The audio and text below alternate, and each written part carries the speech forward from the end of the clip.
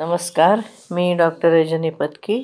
आपण पाहत आहोत श्री विष्णू पुराण तृतीय अंश अध्याय 7.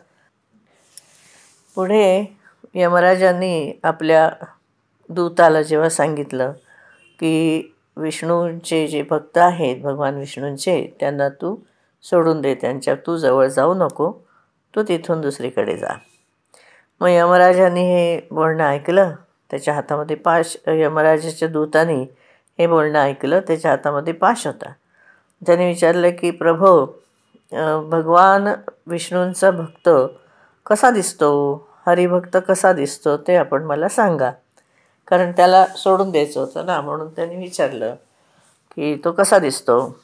तेव्हा यमराज म्हणाले, जो मनुष्य आपल्या वर्णधर्मापासून विचलित होत नाही, आपले मित्र आणि आपले शत्रू यांच्याबद्दल समान भाव ठेवतो, कोणाचंही द्रव्यहरण करत नाही, कुठल्याही जीवाची हिंसा करत नाही आणि आसक्तीरहित असा तो असतो, शिवाय निर्मलचित्त असतो, असा व्यक्ती हा विष्णू भगवंताचा भक्त असतो, असं तू जाण.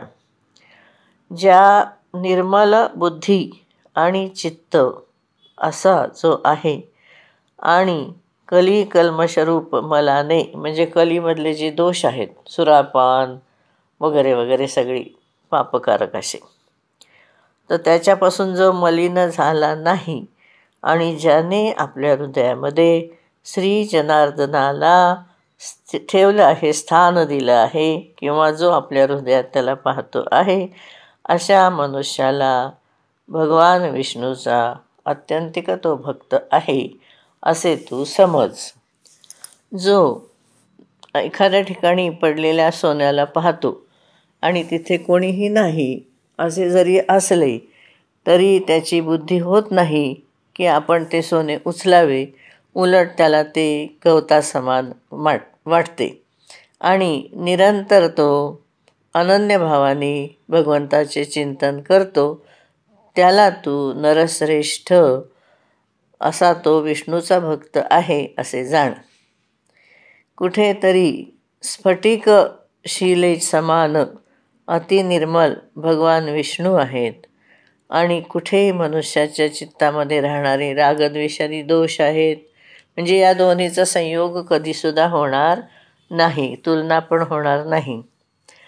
चंद्रमाच्या किरणाच्या जाळ्यामध्ये अग्नितेजाची उष्णता कधी असत नाही, तसं जो व्यक्ती निर्मल चित्त आहे, मत्सररहित आहे, प्रशांत शुद्ध चरित्र, समस्त जीवांचा प्राणिमात्रांचा मित्र, प्रिय आणि हितवादी, तसं अभिमान आणि माया यांनी रहित आहे, त्याच्या हृदयामध्ये भगवान वासुदेव सतत सर्वदा विराजमान आहेत. त्या सनातन भगवंताच्या हृदयामध्ये विराजमान झाल्यानंतर, म्हणजे तो सनातन भगवंत ज्याच्या हृदयामध्ये विराजमान झालेला आहे, तो पुरुष ह्या जगतामध्ये सौम्य मूर्ती होतो. म्हणजे सौम्य दिसतो. तो दिसताना असा उग्र वगैरे दिसत नाही. ज्या प्रकारे नवीन शालवृक्ष आपल्या सौंदर्याने स्वतःच अतिशय सुंदर असलेल्या अशा त्याच्या रसामध्ये तो आहे असं दिसतं. म्हणजे रसदार असा तो सूर्य दिसतो असं इथं म्हणायचं आहे. रसदार असा तो वृक्ष दिसतो असं इथे म्हणायचं आहे. हे दूत यम आणि नियमांच्या द्वारा ज्यांची पापराशी दूर झालेली आहे, ज्यांचं हृदय निरंतर श्री अच्युतामध्ये आसक्त राहते, ज्यांच्यामध्ये गर्व, अभिमान, मात्सर्य यांचं अजिबातसुद्धा थारा नाही, शून्य मात्रसुद्धा नाही, म्हणजे लेशसुद्धा नाही, त्या मनुष्यांपासून तुम्ही लांब राहा.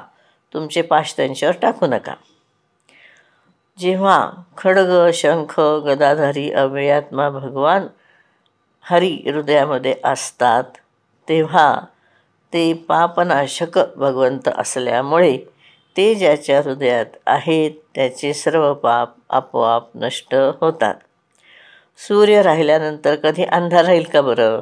तसं असतं हे.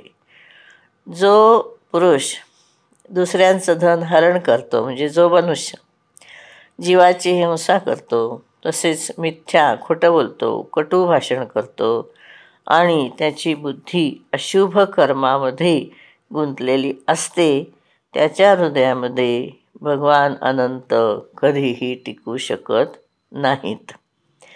जो कुमती आहे, दुसऱ्यांचं वैभव पाहू शकत नाही, दुसऱ्याची निंदा करतो, साधुजनांवरती अपकार करतो आणि स्वतः संपन्न असून सुद्धा विष्णू भगवंताची पूजा करत नाही आणि त्याच्या भक्तांनासुद्धा तो मानत नाही, त्यांना दानसुद्धा देत नाही, अशा अधम मनुष्याच्या हृदयामध्ये श्री जनार्दनांचा निवास कधीही होऊ शकत नाही.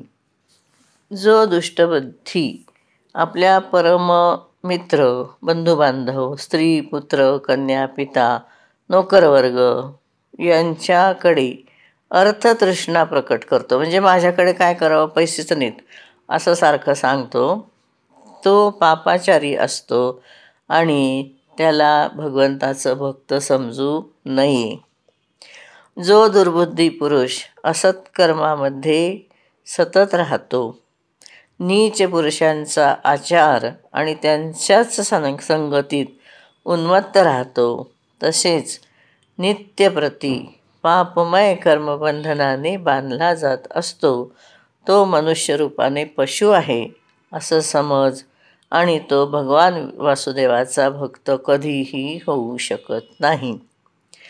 हा सर्व प्रपंच आणि मी सुद्धा एक परमपुरुष परमेश्वर वासुदेवच आहोत, म्हणजे हे सगळं वासुदेवाचं रूप आहे.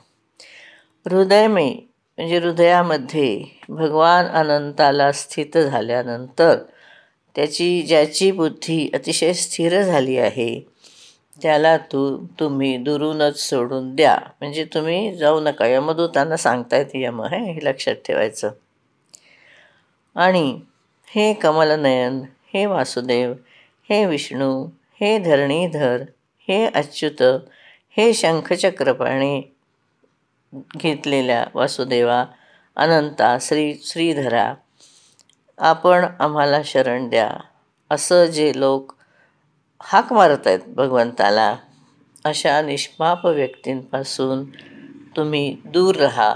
तुम्ही त्यांचा त्याग करा, म्हणजे त्यांच्याजवळ जाऊ नका, त्यांची हानी करू नका. ज्या पुरुषश्रेष्ठाच्या अंतःकरणात ते अव्ययात्मा भगवान राहतात, शोभून दिसतात, त्यांचा जिथपर्यंत दृष्टिपात होतो, म्हणजे ते जेवढ्यापर्यंत पाहू शकतात, जेवढ्या लांबपर्यंत, तेवढी सर्व जागा भगवंताच्या चक्राने प्रभावित असते आणि बलवीर्य नष्ट होऊन गेल्यानंतर तुमची किंवा माझी गती तिथे असू शकत नाही. म्हणजे हा भगवत भक्त जिथपर्यंत दृष्टी टाकतो ती सगळी जागा पवित्र होते, त्यामध्ये यमदूतांचं काही चालत नाही, कारण त्या ठिकाणी भगवंताचं सुदर्शन चक्र फिरत असतं. तसंच तो मनुष्य वैकुंठादी लोकांना प्राप्त होतो किंवा तिथे जाण्यासाठी पात्र असतो. म्हणून संत म्हणतात ना, आम्ही वैकुंठवासी म्हणून, म्हणजे ते वैकुंठातूनच आलेले वैकुंठात जाण्यासारखेच असतात, पवित्र असतात, शुद्ध असतात, भगवंताचे भक्त असतात. धन्यवाद.